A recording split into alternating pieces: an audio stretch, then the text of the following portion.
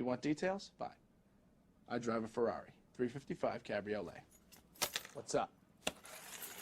I have a ridiculous house in the South Fork. I have every toy you can possibly imagine. And best of all, kids, I am liquid. So, now you know what's possible. Let me tell you what's required. Before we get to life advice, videos circulating last night, social media. I think we need to have a little. The soft jabs may stop after watching Kyle outside of a bar last night, or inside. It looked like a hybrid inside-outside situation because he was firing darts and tanking some beers, and he was hitting the one punch machine there. I don't know what the name of that one was specifically. He was putting some big numbers, 730, and I think we get to 744. Big, powerful overhand right, sides it up, kind of at the apex of the thrust. Big drag off the cigarette on the second punch, the record-breaking second punch, and then just turned on it. And so, there's people demanding a reassessment of who you are and what you're capable of after watching these videos. So really props to Kyle again. Thanks. All I can say, back's better. Felt good to get back out there, start punching the old machine again, if you know what I mean. No, it was outside, by the way. It was outside. Yeah. That's what I figured. I mean, I didn't know if there's maybe a canopy over or something like that, but I didn't think the frolic room doesn't let you smoke darts inside, right? No, definitely not. I mean, probably once upon a time, and probably after the doors closed, maybe. It's one of those places that the smells. It's like, who would really know if you smoked a cigarette in here 6 hours from now? Who knows? But no.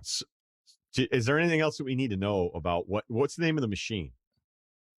I don't know. I mean, it looked just like every other machine. It was covered when I first got there, and then it magically became uncovered like an hour later. So my buddy Jim Cunningham was with me, and I just used all of his singles.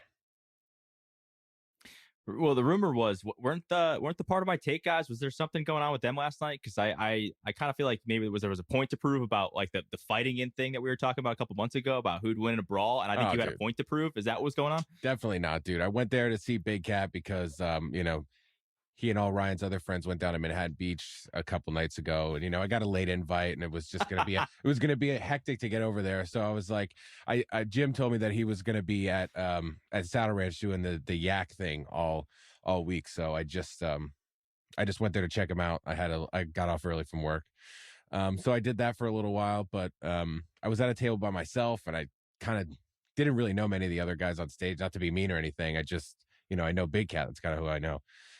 So I was sitting at the bar a lot. The wait staff was a little stretched thin, we'll say. So I just figured, I went to the bar a couple times. So I was just sitting there, and that's what I do. If there's a punching machine, regardless of who's doing a show and who's there, Cerruti, I'm going to punch the machine. You know what I mean?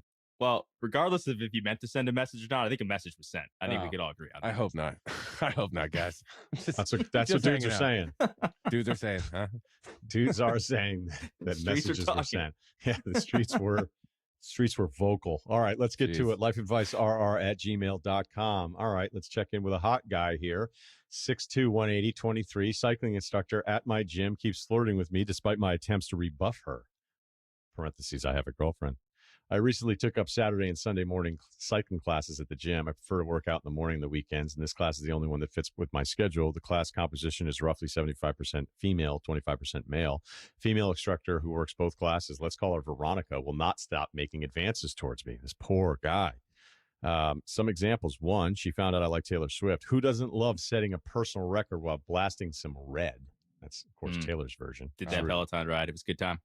Yeah. You got anything on that song? No, listen, we all know I'm Team Jonah Hall, so that album was a little bit sensitive to me because I am Team Jonah Hall. So all too well, I'm not a huge fan of that song, but I'm a Taylor fan in general. Did we find another skinny white guy with hair that you like, by the way? Did we text about this? Well, no, but I was thinking of other guys after we talked about this. Pattinson fired up for the new Batman movie. That guy. The list is long. The list is way longer than we've touched on here. Like you could probably not even get all of them in your top 10.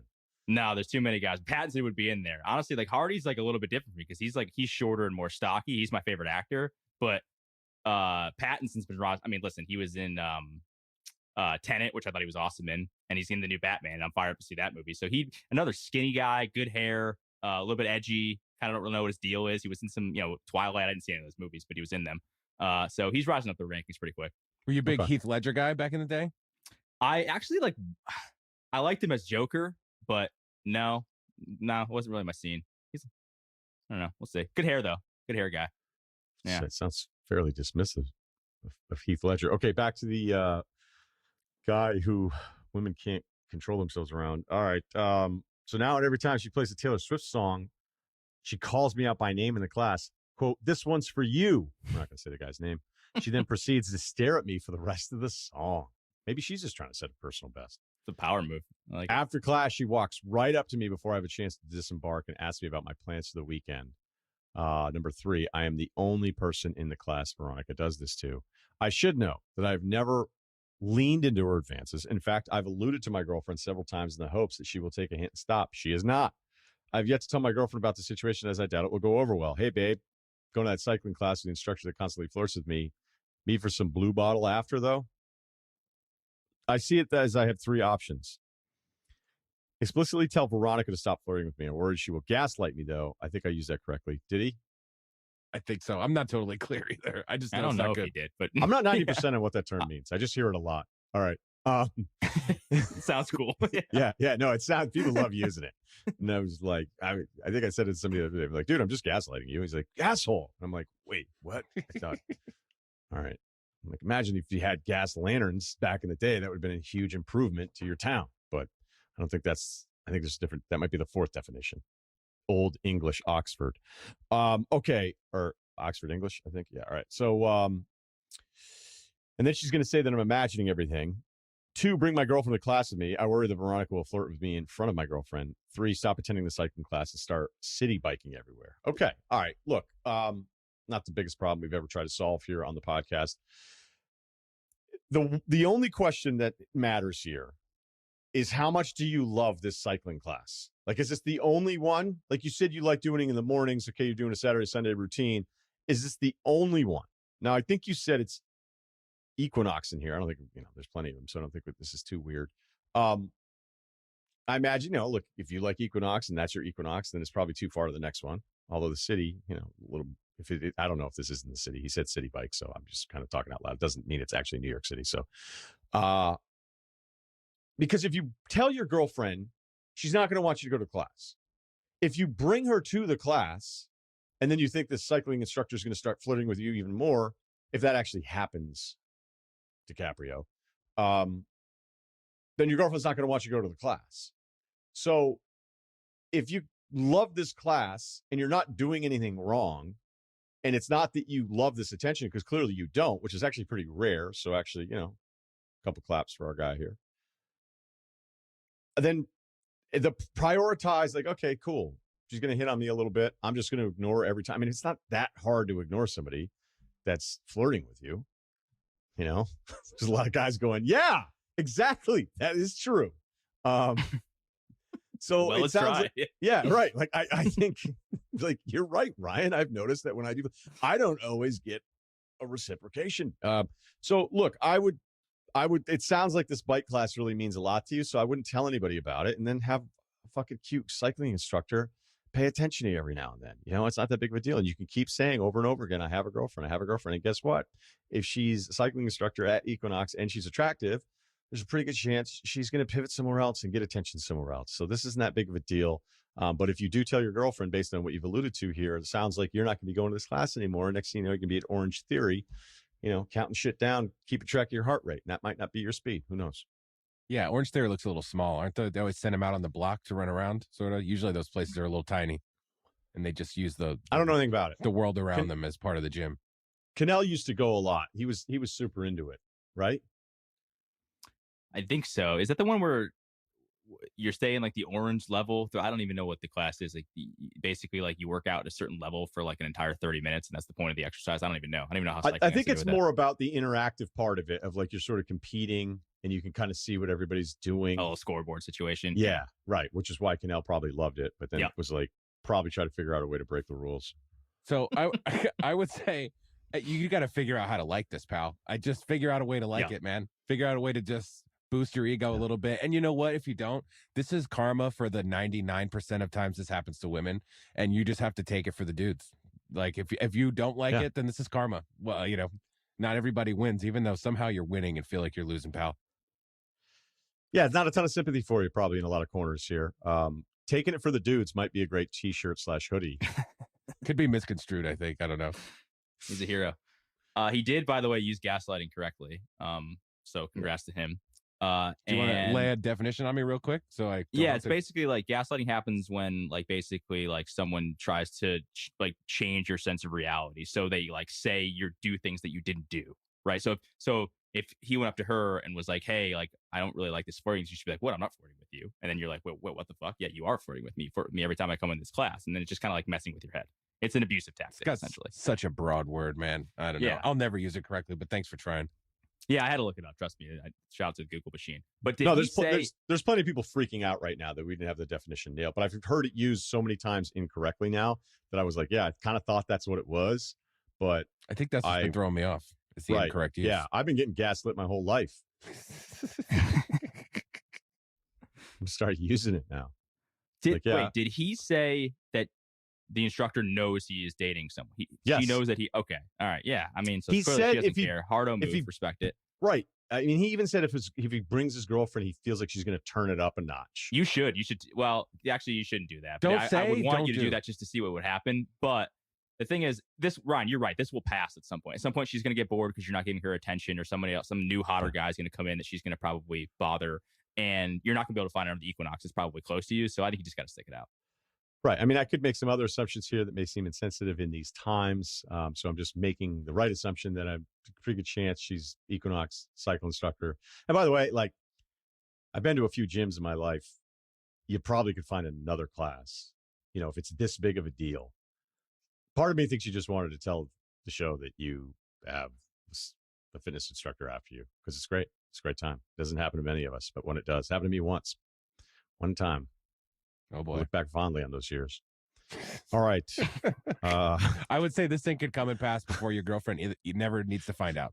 Just one of those things that you dealt with that didn't have to be brought up anytime. Take it for the dudes. That's what Kyle said. Okay. That's right. Let's try to do two more here. What's up?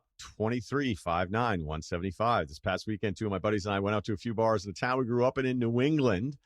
I know the area. I'm not going to say where it is. Great town. We stopped by this somewhat hipsterish bar to grab a couple espresso martinis as a sort of pregame for Friday night. Get that energy up. When we got to the bouncer at the front of the bar, he checked each of my friends' IDs and handed them back. And when he got to mine, he immediately started bending it and looking at it back and forth with a somewhat annoyed look on his face. He asked me my date of birth, etc., and was like, "This ID doesn't even look like you." To which I told him, in fact, it was me, but just a picture of me when I was 16 because I renewed my ID online to avoid having to spend hours at the DMV. My friends got a kick out of this, and we were laughing out loud as the bouncer shit on my license. He insisted that I needed to get a new ID because this was really not acceptable, to which I told him he was the first person who ever had an issue when I'd handed him my license. This only seemed to annoy him even more, yet he begrudgingly let us into the bar because the three of us are clearly all over the age of 21. I got to tell you, when you say the line, clearly all of us are over the age of 21, when you're 23, I don't know that that's like the clearest thing that's ever been observed, but I'll just keep going here. I felt like that was an important detail because there's also one other thing that happened here that I think is really important that most people aren't going to pick up on. All right, continuing. But that's not the end of the story. As we're walking to our seats towards the back of the bar, one of my buddies remarked, quote, "That guy fucking sucks." Oh, boy. Not loud enough for the bouncer to hear, but loud enough for the people around him to hear. And one of the busboys overheard it, and immediately they booted us from the bar because they, quote, "don't tolerate that kind of attitude." We were incensed, but we left without issue. Pretty much spent the next hour sulking about it, or at least I did. They still thought it was pretty funny. I suppose all this is to ask, are we the assholes for thinking the bouncer was being a jerk? This is the first time I've ever gotten a second look at my ID. It's just a picture of me, only with a mop of hair rather than the short haircut I have now. Also, how long should I wait before going back there? I do love that bar and don't want to have to give up visiting it because my friend made an off-color remark. But I also don't want to show up at the door and look like an idiot when they tell me to get lost either. Love the show, especially life advice. All right. Okay. I'd give it a month. I'd give it a month. You didn't stab anybody. It's not that big of a deal. And you're not actually the one that said it. But if it's the same bouncer, he's probably going to remember because he's going to remember your ID. I think that, the assumption that you had made was, why are you going to give me a hard time about my ID? When, look, at 23, it may have looked weird. Okay. So part of me sides with the bouncer if this place is strict. You know, you got like, dude, 23 instead of 21 or 20. Like that shit's all over the place. I've seen 18 look like 25. I've seen 25 look like 16. I mean, it's just weird. You know, it's just science, man. Again, it's dependent upon how strict the place is. I would say that I didn't work in the most strict areas when I used to card people. A couple places, but most of the time, no. There's something very telling, though. One, you said it's the town in New England, which I know the town. The other is that if this guy's working the door and it's clearly a real ID and he's looking at you and he's thinking the picture doesn't add up, which I don't think is that problematic. Like, I think that makes sense that you admit you don't look like the guy in the picture because it's from so long ago, which is your own hassle that you want to deal with. But that he was bending it and kind of doing the bend, is this thing fake or whatever? You don't do that with a real license. You don't bend it. Like, you either know it's fake or it isn't because you've seen thousands of them. Like, I got to the point where I could tell immediately. All right. And I might do the bend if it was a night where they were like, don't let anybody in because the liquor inspector's coming. I was like, all right, fine. I'll be tough about it tonight.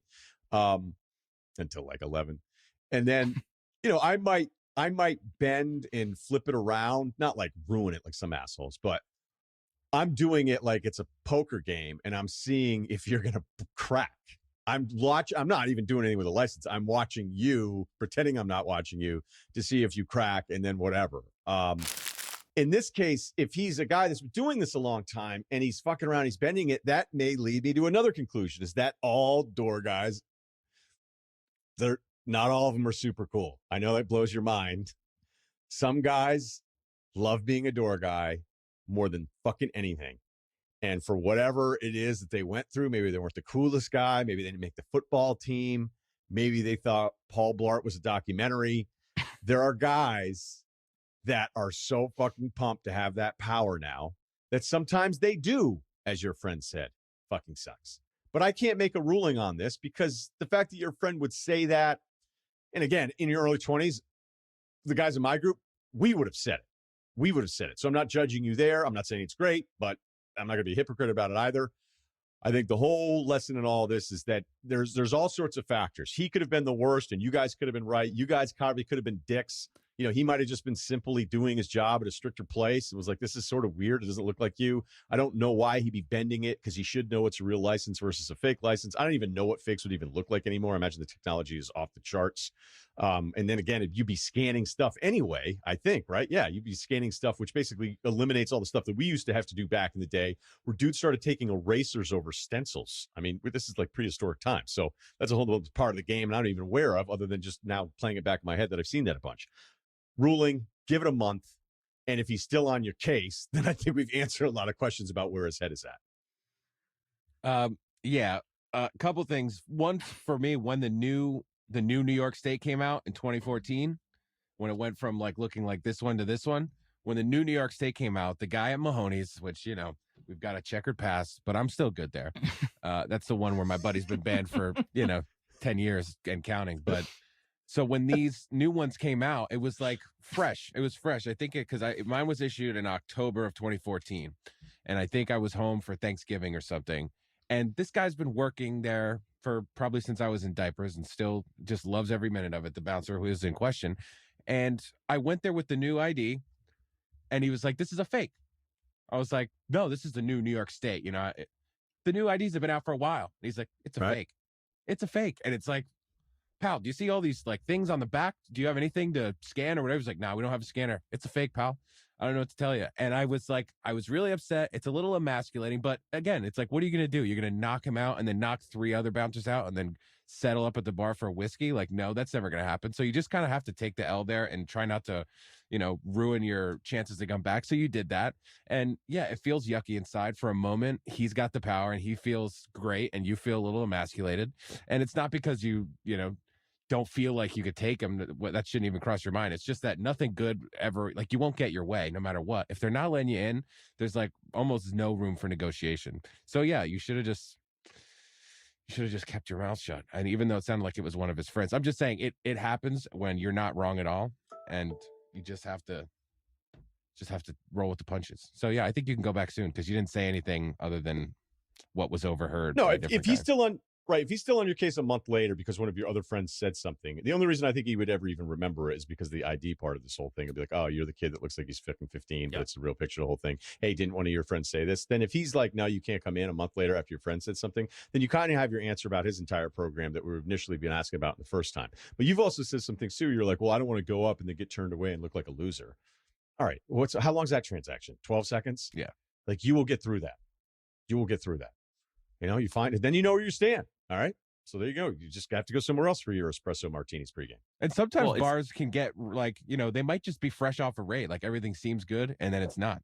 And then it's Fresh like, off parade. well, whatever it's called. It's like, I don't Everybody's know. on edge. I don't know how this happens, but guys, especially guys who are really, really, into being a bouncer. It's like, hey, if anybody's in here caught, I'm going to lose my job and this is my whole life. But that, like, sometimes it's just the cops come in and they're like, we know for a fact that there's 19-year-olds running around in here. I don't think that's what this bar was. Be like, yeah, we had SWAT here on Tuesday, guys. You got to Well, it could even be. It could have been a month ago too. Who knows? I'm just saying, like, you never know why those bouncers are the way they are, but you can pretty much give a good guess why. We got raided. I was managing a bar. We got raided on a Wednesday night. It's awful. Never opened again. It was a college bar, right? Though. Yeah. I was Yeah. managing it. I was 2 years out of school, but I was still up there. And I've told the story before, but there was this huge weekend incident, overcrowding, people freaking out about it. So the town hall was like, all right. And the police, the whole way it works, just the scene out of the wire, less at stake. They're like, all right, first busy place you see, crack down. And we got run over. And I'm just standing at the door going, uh-oh, this is probably not good. And I was in charge. Like the owner wasn't there. It was just me. And I'm 23. I had guys, like girls were jumping out of we had a garage door that opened that was on a patio, but it was more of a window, so you couldn't go in and out of it. People were jumping over the railing, getting out of there. It was mayhem. The cops were actually like, they were like, where's your occupancy thing? And I just said, I don't know, in a drawer. He's like, you don't know your occupancy off the top of your head? I was like, no. And the thing is no one ever enforced it ever. And then they decided they were going to make an example at a first busy place. And it happened to be us because we had an Alpha Chi 18 and over party that was hosted. So that was even worse. Like then they carted every single person. They corralled everybody and carted everybody on the way out.